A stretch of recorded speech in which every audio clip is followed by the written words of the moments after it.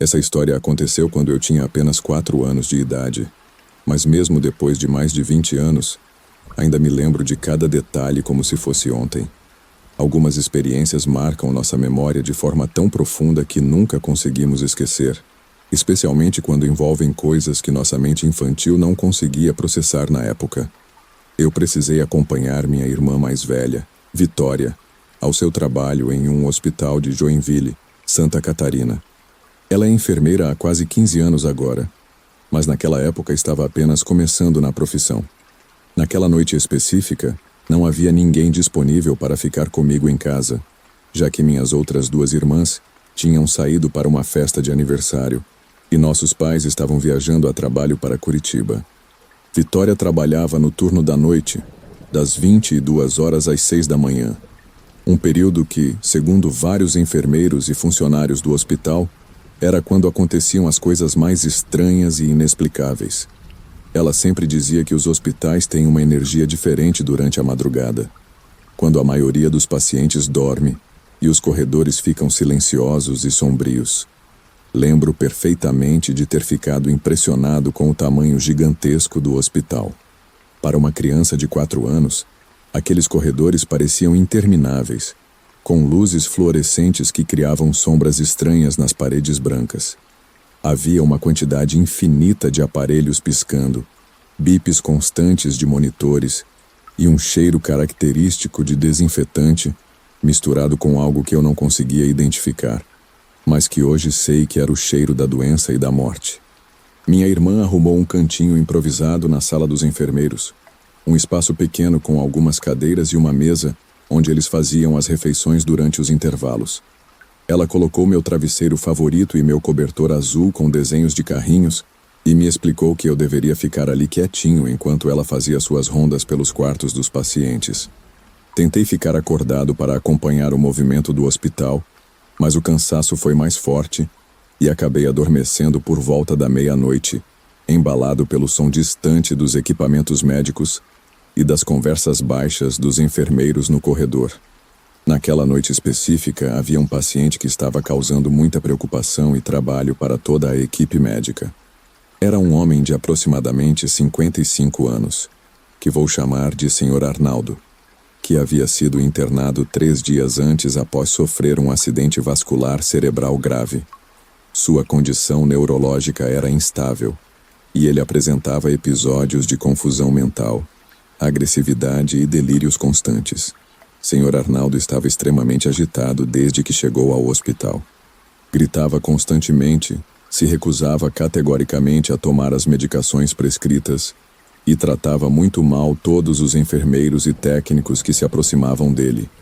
Usava palavras ofensivas, xingamentos pesados e chegava até mesmo a tentar agredir fisicamente os profissionais quando eles tentavam cuidar dele ou aplicar os remédios. Por volta das 3 horas da madrugada, acordei assustado com berros desesperados que ecoavam por todo o corredor do hospital. Eram gritos genuinamente aterrorizantes, cheios de pânico e desespero, diferentes de qualquer coisa que eu já havia ouvido na minha curta vida. Era o Sr. Arnaldo, que gritava como se estivesse sendo atacado por algo invisível. Saí do meu cantinho na sala dos enfermeiros e caminhei até a porta, curiosidade infantil vencendo qualquer medo que eu pudesse estar sentindo. De onde eu estava, conseguia ver perfeitamente o quarto dele do outro lado do corredor. A porta estava aberta, e várias pessoas se movimentavam rapidamente ao redor de sua cama. Sr. Arnaldo estava sentado na cama hospitalar, com os olhos completamente arregalados de terror absoluto, apontando freneticamente para o teto do quarto com ambas as mãos tremendo descontroladamente. Sua expressão era de horror puro, como se estivesse vendo a coisa mais assustadora que alguém poderia imaginar. Tem uma coisa lá em cima. Vocês não estão vendo essa criatura? É uma coisa escura, enorme, rastejando pelo teto como uma aranha gigante. Ela está vindo me buscar. Vai me levar para o outro lado. Gritava ele, com o rosto completamente contorcido em uma expressão de puro terror que me deu pesadelos por semanas. Olhei imediatamente para o teto do quarto, seguindo a direção do dedo dele, mas não conseguia ver absolutamente nada além das luzes fluorescentes brancas e do forro de gesso também branco. Para mim, parecia um teto completamente normal de hospital, sem nada de extraordinário ou assustador. Minha irmã Vitória e outro enfermeiro, um homem alto e magro que trabalhava com ela há anos, tentavam desesperadamente acalmar o Sr. Arnaldo. Eles falavam em tom baixo e tranquilizador, mas ele continuava gritando e apontando para o teto, aparentemente vendo algo que mais ninguém conseguia enxergar.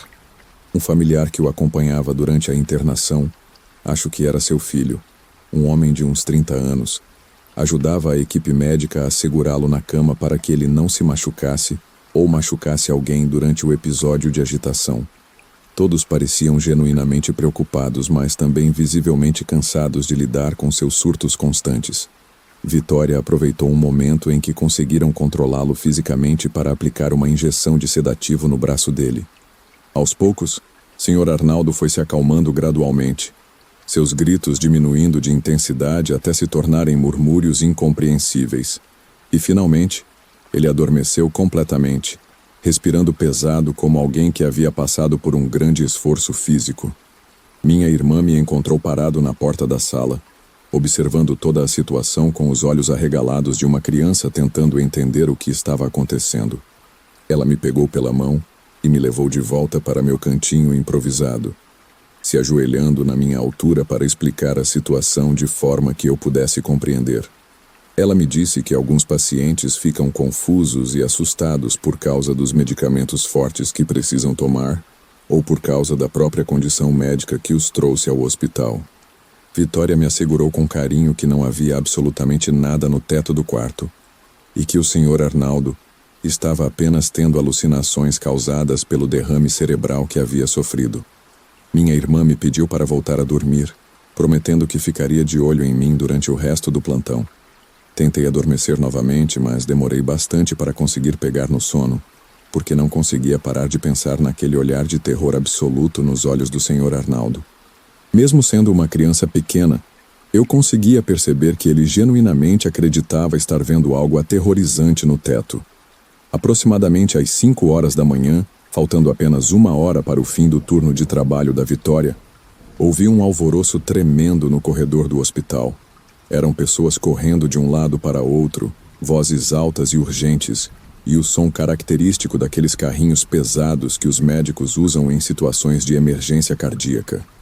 Mesmo sendo muito novo e não entendendo exatamente o que estava acontecendo, consegui perceber pelo olhar preocupado e assustado da minha irmã que algo realmente grave havia acontecido. Ela rapidamente me pediu para ficar quietinho no meu cantinho, que ela voltaria em alguns minutos, e saiu correndo em direção ao quarto do Sr. Arnaldo. Quando Vitória voltou para a sala dos enfermeiros, cerca de 30 ou 40 minutos depois, estava visivelmente abalada e com os olhos vermelhos, como se tivesse chorado ou estivesse muito cansada. Seu uniforme estava um pouco desarrumado, e ela tinha aquela expressão que os adultos fazem quando algo muito triste aconteceu. Perguntei com a curiosidade típica de uma criança o que tinha acontecido, e ela, tentando simplificar a situação para que eu pudesse entender sem ficar muito assustado, me disse que o Sr. Arnaldo havia tido um problema muito sério no coração durante a madrugada. Ela explicou que, infelizmente, mesmo com todos os esforços da equipe médica, os médicos não conseguiram ajudá-lo a tempo.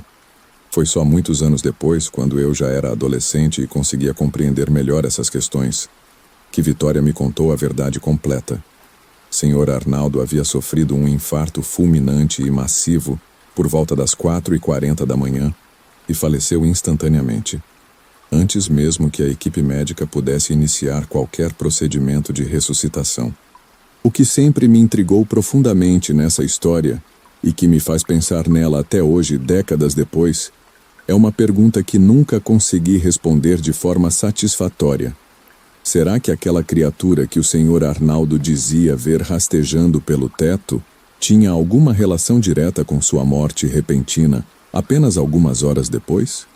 Ele parecia genuinamente aterrorizado, como se realmente estivesse vendo algo concreto e ameaçador que o resto de nós simplesmente não conseguia enxergar. Não era o medo confuso de alguém desorientado. Era o terror específico de alguém que está vendo uma ameaça real e imediata. Teria sido apenas um delírio causado por seu estado neurológico comprometido ou pelos medicamentos que estava tomando? Ou será que, de alguma forma inexplicável, ele estava tendo uma percepção de algo que estava completamente além da nossa capacidade normal de ver e compreender? Minha irmã Vitória, que agora tem mais de 20 anos de experiência como enfermeira e já trabalhou em várias alas diferentes de hospitais, me disse algo que nunca vou esquecer. Ela comentou que ao longo de sua carreira já presenciou dezenas de situações em que pacientes, especialmente aqueles em estado grave ou próximos da morte, relatam ver figuras estranhas, sombras em movimento ou até mesmo familiares já falecidos. Segundo ela, isso é muito mais comum do que as pessoas imaginam, especialmente em hospitais durante o turno noturno. Vitória me contou que muitos colegas de profissão, enfermeiros e médicos experientes já presenciaram fenômenos similares e simplesmente preferem não comentar sobre o assunto para não serem considerados supersticiosos ou pouco científicos. Ela me disse que existe uma teoria entre alguns profissionais de saúde de que pacientes em estado crítico ou próximos da morte desenvolvem uma sensibilidade especial para perceber coisas que pessoas saudáveis não conseguem ver. É como se a proximidade da morte abrisse uma janela para dimensões ou realidades que normalmente estão fechadas para nós. Até hoje, sempre que passo por um hospital durante a noite, seja visitando alguém ou acompanhando algum familiar em emergências, inevitavelmente me lembro daquela madrugada assustadora em Joinville. Lembro do terror genuíno nos olhos do Sr. Arnaldo, da forma desesperada como ele apontava para o teto, e da convicção absoluta em sua voz quando descrevia a criatura que dizia estar vendo. E não posso deixar de me perguntar, com a mesma curiosidade que tinha aos 4 anos de idade, o que exatamente ele viu rastejando pelo teto em direção a ele naquela noite? Era realmente apenas sua mente comprometida criando ilusões, ou havia algo mais, algo que nossa compreensão limitada da realidade não consegue explicar? Às vezes, durante as madrugadas quando não consigo dormir, ainda penso naquela criança de 4 anos que presenciou algo que talvez não devesse ter visto. E me pergunto se naquele momento eu estava testemunhando apenas os delírios de um homem doente, ou se estava tendo meu primeiro contato com mistérios que existem na fronteira entre a vida e a morte. Talvez nunca saiba a resposta, mas uma coisa eu sei com certeza. Aquela noite mudou para sempre minha percepção sobre os hospitais, sobre a morte e sobre a possibilidade de que existam coisas neste mundo que estão muito além da nossa capacidade de compreender.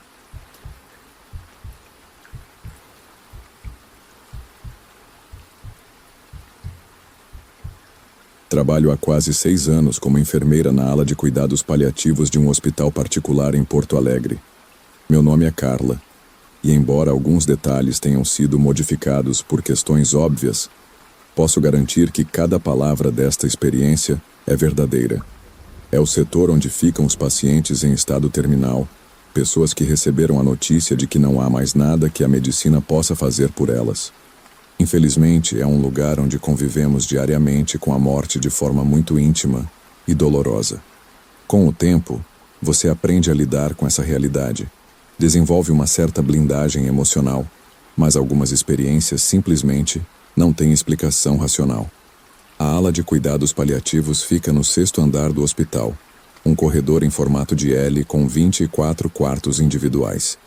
Durante o turno noturno das 22 horas às 6 da manhã, ficamos apenas 3 enfermeiras para cuidar de todos os pacientes. É um trabalho emocionalmente desgastante, mas que me dá muito sentido de propósito.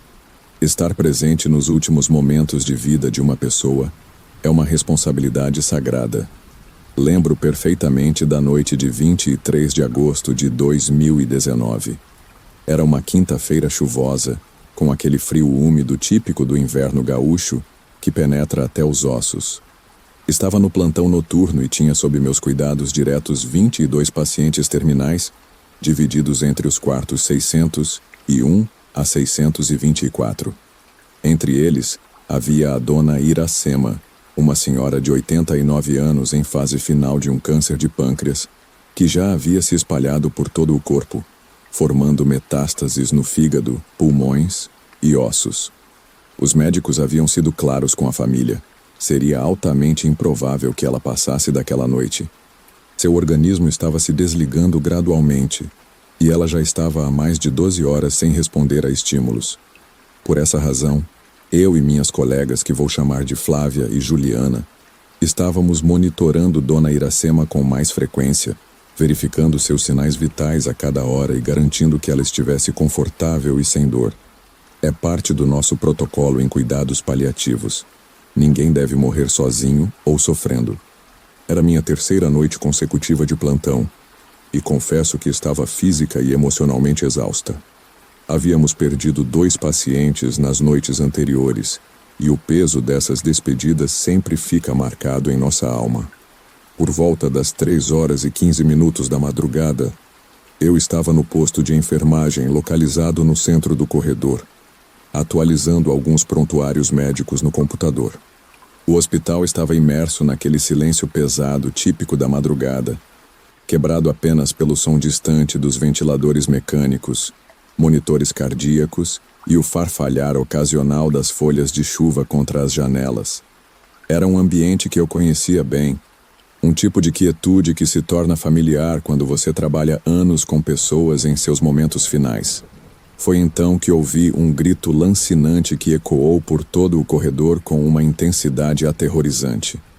Foi um som tão perturbador, um misto de dor aguda, desespero absoluto e algo mais que eu não conseguia identificar, que meu corpo inteiro se arrepiou instantaneamente. Era como se todas as células do meu organismo tivessem reagido simultaneamente a algo profundamente errado. Não era um grito comum de dor física que às vezes ouvimos na ala. Era algo mais primitivo, mais profundo, que parecia vir de um lugar além da agonia corporal. Um som que me fez sentir como se algo gelado tivesse percorrido minha espinha dorsal, deixando cada vértebra tremendo de medo inexplicável. Reconheci imediatamente a direção exata do som. Vinha do quarto 612, onde estava internada Dona Iracema. Corri desesperadamente pelo corredor, meus tênis fazendo ruído contra o piso de linóleo, pensando que ela poderia estar acordando em agonia extrema e precisando urgentemente de mais uma dose de resgate com morfina intravenosa. Quando cheguei ao quarto 612, acendi rapidamente a luz fluorescente e me deparei com uma cena que nunca vou conseguir esquecer, mesmo que viva 100 anos. Dona Iracema estava completamente imóvel na cama hospitalar, deitada em posição supina, com uma expressão serena e pacífica no rosto. Seus olhos estavam fechados suavemente, como se ela estivesse em um sono profundo e tranquilo. Mas o que me assustou de verdade, o que fez meu sangue gelar instantaneamente, foi quando toquei sua mão direita para verificar os sinais vitais através do pulso radial. Sua pele estava completamente gelada, com aquela frieza específica e inconfundível da morte, e já havia uma rigidez cadavérica se instalando em seus dedos e punhos. Imediatamente verifiquei outros pontos: pulso carotídeo, temperatura corporal, reflexos pupilares. Todos os sinais indicavam claramente que Dona Iracema havia falecido há pelo menos 3 ou 4 horas, possivelmente entre as 11 da noite e a meia-noite. Seu corpo já estava passando pelos primeiros estágios do processo natural de decomposição. Mas isso era completamente impossível. Eu havia verificado Dona Iracema pessoalmente às 2 horas da manhã, apenas 1h15 antes, e ela ainda apresentava sinais vitais fracos, mas detectáveis. Como ela poderia ter morrido há 4 horas se eu a havia monitorado recentemente? Confusa e ainda tremendo de susto devido ao grito aterrorizante que havia ouvido, saí do quarto e caminhei rapidamente até o outro extremo do corredor para chamar Flávia e Juliana. Precisava de testemunhas para confirmar o óbito e me ajudar com os procedimentos padrão estabelecidos pelo hospital para casos de morte em cuidados paliativos.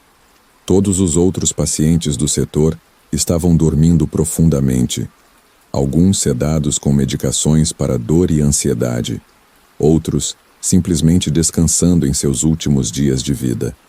Nenhum deles parecia ter escutado aquele grito ensurdecedor que havia ecoado pelo corredor inteiro com uma força que fez as janelas vibrarem. Enquanto as três preenchíamos a documentação obrigatória da morte, incluindo o horário estimado do óbito, causa primária e circunstâncias do falecimento, perguntei casualmente se elas tinham ouvido o grito que me fez correr até o quarto de Dona Iracema. Queria confirmar se não estava tendo alucinações auditivas devido ao cansaço extremo.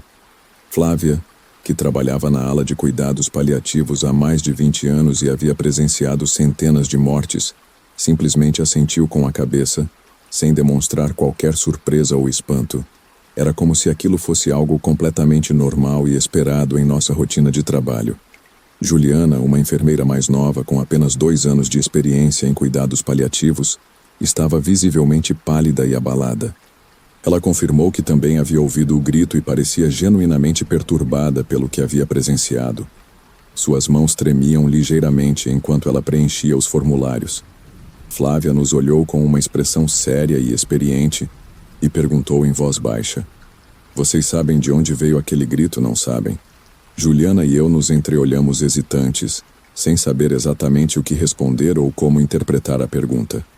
"Veio do quarto da Dona Iracema", respondi baixinho, ainda tentando processar o que havia acontecido. "Exatamente", disse Flávia com uma calma perturbadora. "Mas ela já estava morta há horas quando vocês ouviram esse grito." O que Flávia me contou em seguida mudou completamente minha percepção sobre o trabalho em cuidados paliativos e sobre os mistérios que envolvem o processo de morte. Segundo ela, não era a primeira vez que algo assim acontecia naquela ala específica. Era um fenômeno que ocorria de tempos em tempos, especialmente com pacientes que tiveram uma vida particularmente difícil ou traumática, ou que deixaram assuntos importantes inacabados.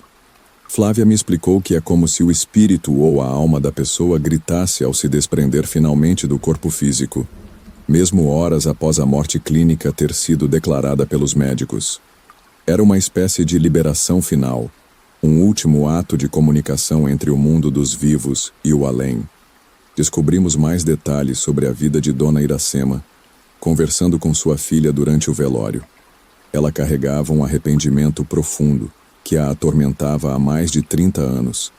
Havia perdido contato com seu filho mais novo, Carlos, após uma briga séria sobre herança familiar. Palavras duras foram ditas, mágoas foram criadas, e nenhum dos dois teve coragem de dar o primeiro passo para a reconciliação. Carlos nem mesmo sabia que sua mãe estava internada em estado terminal. A filha de Dona Iracema tentou localizá-lo durante os últimos dias, mas ele havia se mudado para outro estado e mudado de telefone. Dona Iracema morreu sem ter a chance de pedir perdão ao filho, e sem saber se ele a perdoaria pelas palavras cruéis que disse décadas atrás. Nos dias seguintes àquela noite aterrorizante, não consegui parar de pensar naquele grito lancinante. Não era um som humano normal, algo que pudesse ser produzido por cordas vocais físicas. Tinha algo sobrenatural, algo que penetrava fundo na alma de quem o ouvia e deixava uma marca permanente na memória. Conversei com outros colegas mais antigos da ala de cuidados paliativos, enfermeiros e técnicos que trabalham lá há décadas, e muitos confirmaram já ter vivenciado situações similares. Alguns relataram gritos como o que ouvi, outros descreveram sussurros no meio da madrugada, chamados de nomes vindos de quartos vazios, e até mesmo aparições visuais de pacientes que haviam falecido semanas antes. Dr. Maurício, o médico responsável pela ala de cuidados paliativos, um senhor de quase 70 anos prestes a se aposentar após uma carreira inteira dedicada a acompanhar pessoas em seus momentos finais, me disse algo que nunca vou esquecer. Ele comentou: "Carla, nós, profissionais da saúde, lidamos com a fronteira entre a vida e a morte todos os dias. É ingenuidade pura achar que conhecemos todos os mistérios dessa transição. Dr. Maurício me contou que ao longo de sua carreira havia presenciado fenômenos que desafiam completamente nosso entendimento científico sobre o processo de morte. Monitores cardíacos que continuam registrando batimentos mesmo depois que o paciente é declarado morto, termômetros que marcam temperaturas impossíveis em corpos já frios e sons inexplicáveis vindos de quartos onde não há mais ninguém vivo.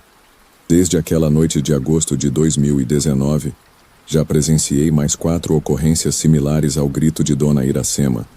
Em todas elas, o fenômeno foi ouvido apenas por algumas pessoas específicas da equipe, nunca por todos os funcionários presentes no andar. Isso me faz pensar que talvez seja preciso um certo tipo de sensibilidade espiritual para perceber essas manifestações pós-morte. O mais perturbador é que descobri um padrão perturbador. Todos os pacientes que emitiram esses gritos após a morte tinham uma característica em comum. Eram pessoas que morreram carregando arrependimentos profundos, mágoas não resolvidas, palavras não ditas para pessoas queridas, ou segredos que levaram para o túmulo. Em novembro do mesmo ano, presenciei o caso do Sr. Antônio, de 72 anos, que gritou 3 horas após sua morte clínica. Depois descobrimos que ele nunca havia contado para a família sobre um filho que teve fora do casamento há 40 anos. O rapaz cresceu sem conhecer o pai biológico, e Sr. Antônio morreu sem ter coragem de assumir a paternidade. Em março de 2020, foi a vez da Dona Carmen, de 65 anos, que emitiu um lamento sobrenatural na madrugada seguinte à sua morte. Sua neta nos revelou que Dona Carmen havia sido responsável por um acidente de carro décadas atrás, onde uma criança morreu, mas nunca assumiu a culpa e deixou outro motorista ser condenado injustamente. Não sei explicar cientificamente o que acontece nesses momentos entre a morte clínica e o que parece ser uma liberação final da alma. Talvez seja apenas meu cérebro tentando processar o estresse emocional de trabalhar constantemente com a morte e o sofrimento humano.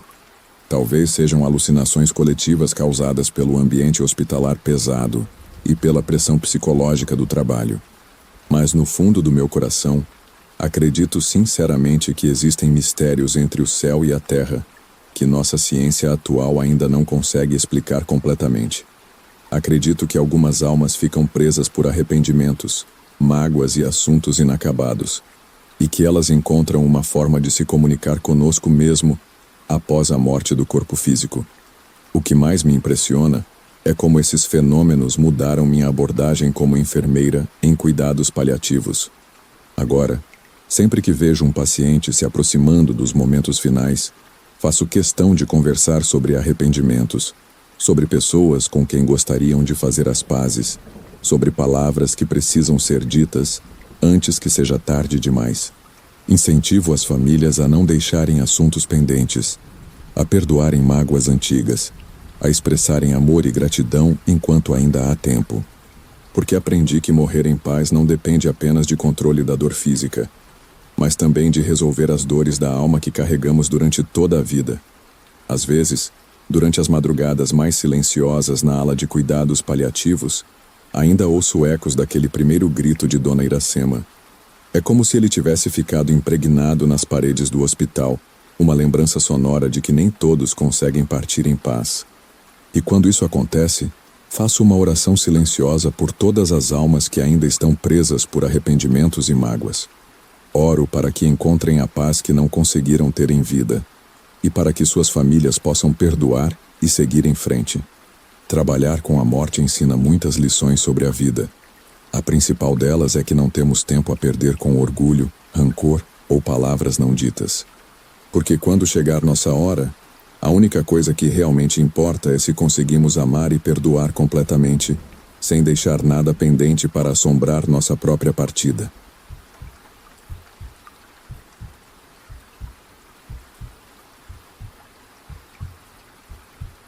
Quero compartilhar com vocês 2 histórias impressionantes e aterrorizantes que envolvem minha família há décadas.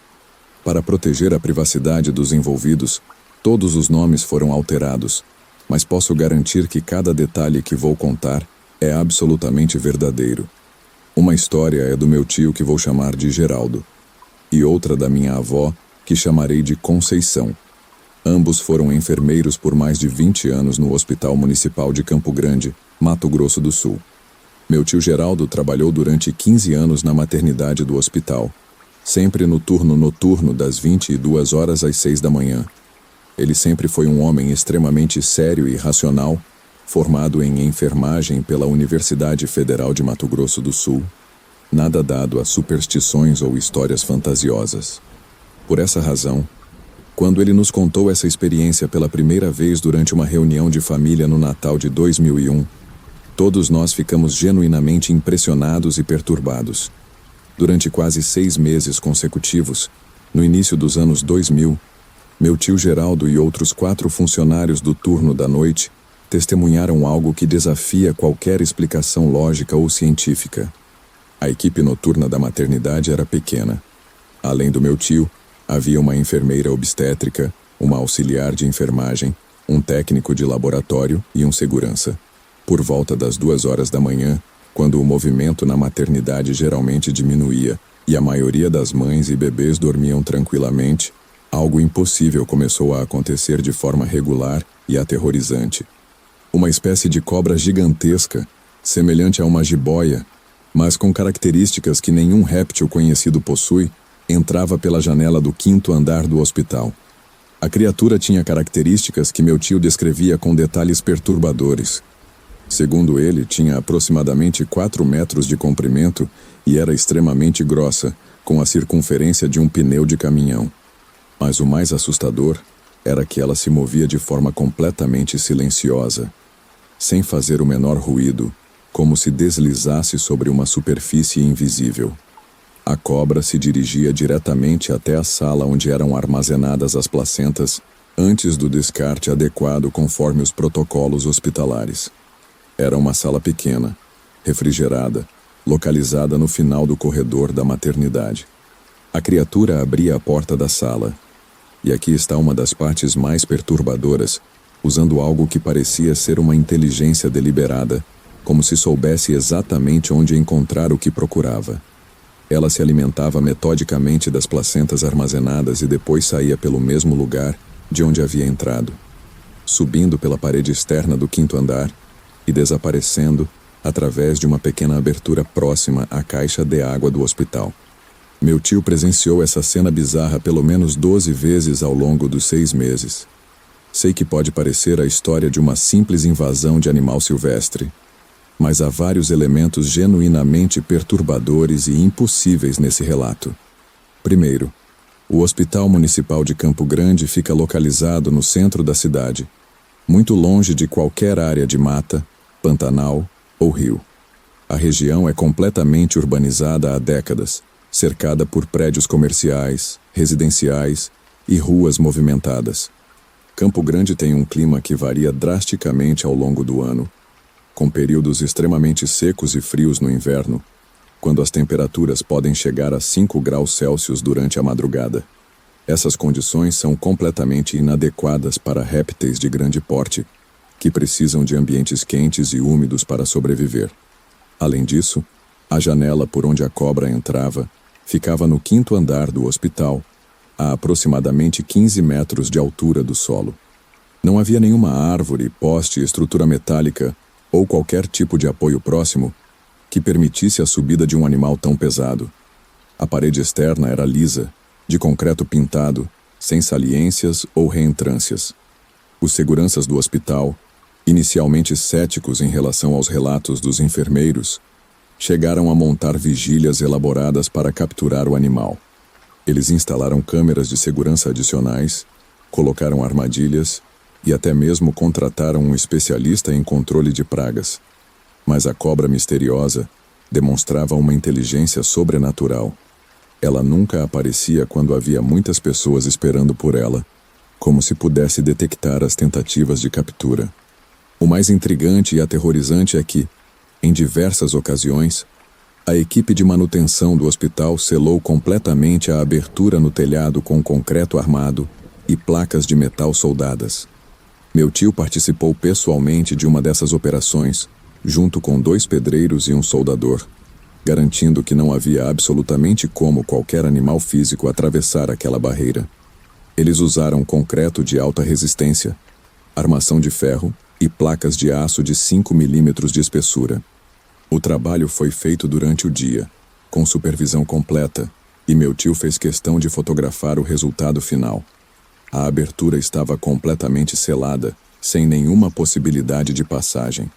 No entanto, na noite seguinte, quando meu tio chegou para o plantão, a abertura estava lá novamente, exatamente como antes. O concreto havia simplesmente desaparecido, sem nenhum sinal de que tinha sido quebrado, cortado ou removido. Não havia destroços, pó de concreto, marcas de ferramentas ou qualquer evidência física de destruição. Era como se o material de construção nunca tivesse existido. A administração do hospital, cada vez mais perturbada com a situação, chegou a contratar especialistas em controle de pragas urbanas e até mesmo biólogos da Universidade Federal de Mato Grosso do Sul. Eles fizeram uma investigação completa do hospital durante várias semanas, instalaram equipamentos de detecção, analisaram possíveis ninhos ou tocas, mas nenhum deles conseguiu encontrar o animal durante o dia ou explicar como uma cobra daquele tamanho poderia habitar uma área urbana densamente povoada sem nunca ser vista fora do hospital. Os biólogos foram categóricos. Não existe nenhuma espécie de serpente nativa do centro-oeste brasileiro com as características descritas pelos funcionários. Além disso, uma cobra de 4 metros de comprimento deixaria rastros, fezes, pele descamada e outros sinais de sua presença. Mas nada foi encontrado em lugar algum do hospital. Após muitas tentativas frustradas e cada vez mais dispendiosas de resolver o mistério, a direção do hospital tomou uma decisão drástica.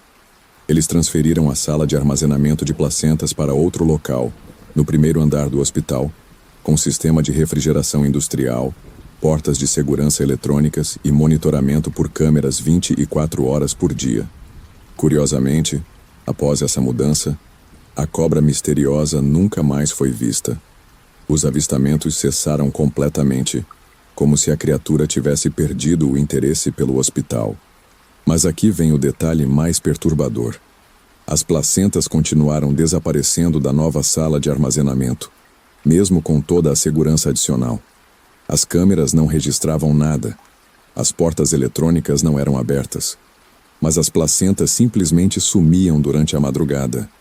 A segunda história, contada pela minha avó Conceição, é igualmente perturbadora e aconteceu no mesmo hospital, mas em uma ala completamente diferente.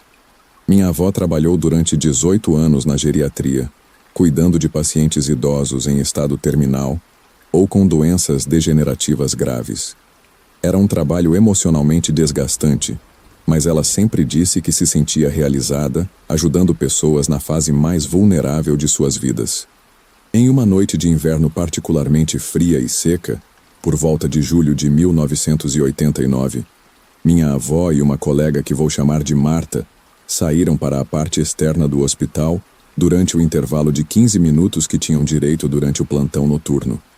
Ambas fumavam na época, um hábito que era comum entre os profissionais de saúde nos anos 80, e aproveitavam esses momentos para relaxar da tensão do trabalho. Era aproximadamente 00:30, e a rua Barão do Rio Branco, onde fica localizado o hospital, estava completamente deserta. O frio era intenso, cerca de 8 graus Celsius, e não havia movimento algum nas ruas adjacentes. Apenas as luzes do pronto-socorro iluminavam fracamente a entrada principal do hospital. De repente, sem nenhum aviso prévio, todos os cachorros da vizinhança começaram a uivar e latir simultaneamente, criando um coro assustador e desesperado que ecoava por todo o quarteirão.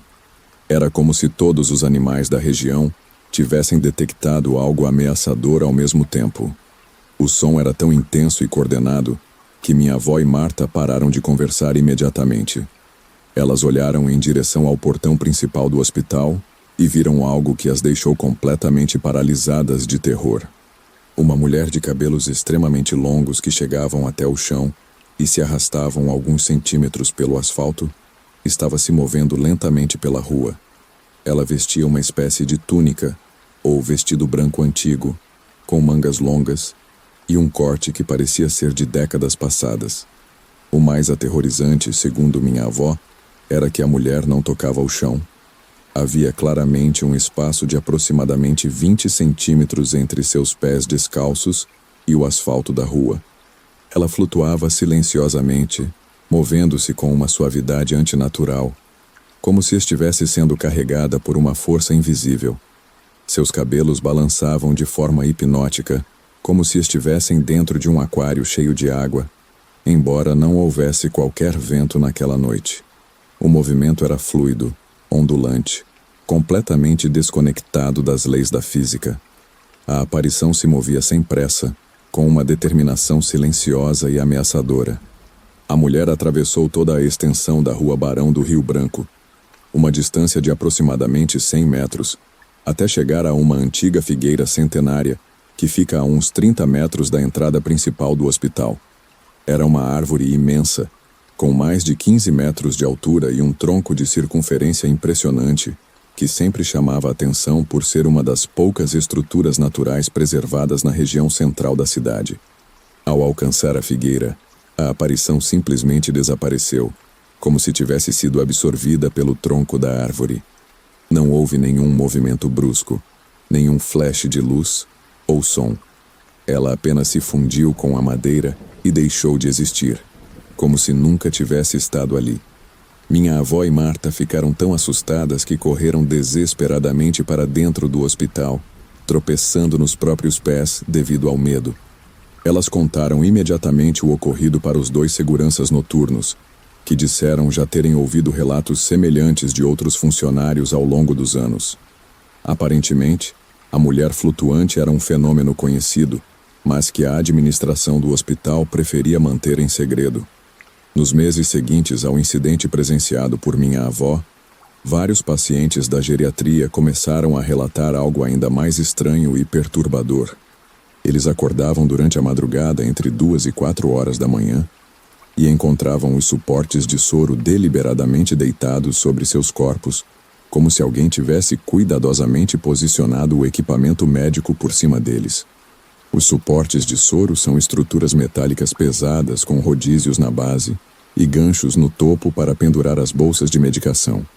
Seria fisicamente impossível para pacientes idosos, muitos deles acamados ou com mobilidade severamente limitada, moverem esses equipamentos sozinhos. Além disso, o posicionamento era sempre o mesmo. O suporte era colocado horizontalmente sobre o peito do paciente, como se fosse uma barra opressiva. Quando os enfermeiros questionavam os pacientes sobre o que havia acontecido, eles respondiam consistentemente que uma enfermeira de cabelos longos havia entrado no quarto durante a madrugada e posicionado o suporte daquela maneira. Eles descreviam uma mulher vestida de branco com cabelos que chegavam até o chão, que se movia silenciosamente pelos quartos sem fazer barulho algum. O problema era que não havia nenhuma enfermeira com essas características trabalhando no hospital. Todas as funcionárias da geriatria usavam cabelos curtos ou presos, conforme as normas de higiene e segurança hospitalar. Além disso, minha avó conhecia pessoalmente toda a equipe noturna, e nenhuma delas se encaixava na descrição feita pelos pacientes. Intrigada e cada vez mais perturbada com a situação, minha avó decidiu fazer uma pesquisa sobre a história do terreno onde o hospital foi construído. Ela passou várias tardes na Biblioteca Municipal e no Arquivo Histórico de Campo Grande, procurando documentos antigos e registros de propriedade. O que ela descobriu foi genuinamente chocante e explicava muita coisa sobre as aparições. Nos anos 30, décadas antes da construção do hospital, o terreno era uma chácara de 5 hectares, pertencente a uma família tradicional e abastada da região. A propriedade era conhecida como Chácara São José e era considerada uma das mais belas da cidade. O proprietário tinha uma filha única, uma jovem de 22 anos chamada Helena, conhecida por sua beleza excepcional e principalmente por seus cabelos extraordinariamente longos que chegavam até os tornozelos. Era famosa em toda Campo Grande por nunca ter cortado os cabelos desde a infância, mantendo-os sempre impecavelmente cuidados e perfumados. Helena estava noiva de um rapaz de família igualmente tradicional, e o casamento estava marcado para outubro de 1934. No entanto, algumas semanas antes da cerimônia, ela descobriu que estava grávida de outro homem, um médico casado que atendia na região e com quem ela mantinha um relacionamento secreto há alguns meses. A descoberta da gravidez, em uma época extremamente conservadora e religiosa, representava uma desonra insuportável para a família. Helena enfrentaria o escândalo público, o cancelamento do casamento, a rejeição social e provavelmente seria expulsa de casa pelos próprios pais. O médico, obviamente, se recusou a assumir a paternidade e ameaçou negar qualquer envolvimento. Em desespero absoluto e sem ver nenhuma saída para sua situação, Helena tomou uma decisão trágica. Na madrugada do dia 5 de setembro de 1934, ela se enforcou na figueira centenária que ficava no centro da chácara, usando uma corda de sisal que encontrou no celeiro da propriedade. Segundo os relatos da época encontrados por minha avó nos jornais locais, Helena estava vestindo seu vestido de noivado branco quando tirou a própria vida. Era um vestido de seda importada, com mangas longas e bordados delicados, que ela havia encomendado especialmente para o casamento. Seus cabelos longos ficaram espalhados pelo chão ao redor da árvore, criando uma imagem que marcou profundamente todos que presenciaram a cena. A família, destroçada pela tragédia e pela vergonha, vendeu a chácara poucos meses depois e se mudou para outro estado. O terreno ficou abandonado por mais de uma década, até que foi adquirido pela prefeitura nos anos 40 para a construção do hospital municipal. Curiosamente, a figueira onde Helena se suicidou foi preservada durante a construção do hospital. Era uma árvore centenária, considerada patrimônio natural da cidade, e os engenheiros decidiram incorporá-la ao projeto paisagístico do hospital. É possivelmente a mesma figueira onde a aparição vista por Minha e Marta desaparecia todas as noites. Tanto meu tio Geraldo quanto minha avó Conceição são pessoas extremamente pragmáticas e racionais, formadas em enfermagem, acostumadas a lidar com situações de vida e morte baseadas em evidências científicas. Eles não têm nenhuma tendência a exageros, invenções ou interpretações fantasiosas da realidade.